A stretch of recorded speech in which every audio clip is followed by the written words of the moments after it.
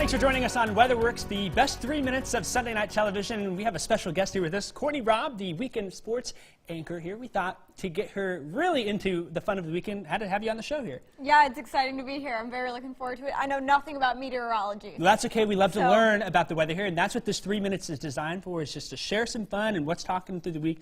But I think, too, the fun thing is that you're from Illinois. I'm also from Illinois, so maybe the Illinois connection there, we'll have a few things. You'll see some pictures and things in the show that might relate to some of our experiences in the Midwest as we move south. How do you like the weather around here so far? So far, it's definitely really hot and humid. Yeah, it really is. A little bit more warmer than what I'm used to, but I've liked it so far, adjusting to all the different rain showers that happen. Yeah, now it will pay off in the winter because we will get, when there's snow back at home, we'll be enjoying 70s and have some pool weather here. All right, let's get to work here and take a look at our viewer picture of the week. This comes in for every week. We pick one from the WCBI Weather social media. You can send those into Facebook, Twitter, Instagram, and Snapchat. Courtney, look at that there. Lightning shot came in on Twitter from Starkville. Those were from Thursday's storms. Really cool, isn't it? Yeah, I think lightning is one of the coolest things you see in nature just because it really just stands out. It really is, and we got a lot of great photos of that here through the week there, so you can check my Facebook to see some more of those.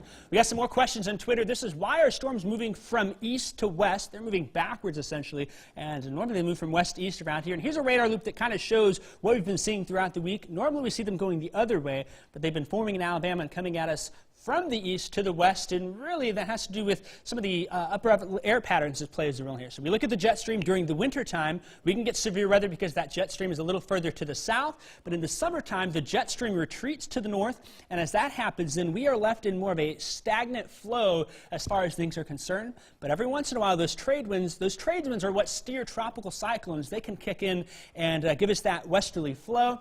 And that can even influence us here when we put a little high pressure to our north. Suddenly those storms are moving from west to east there in combination with the influence from those trade winds and that big area of high pressure that's been keeping us very hot off to our north.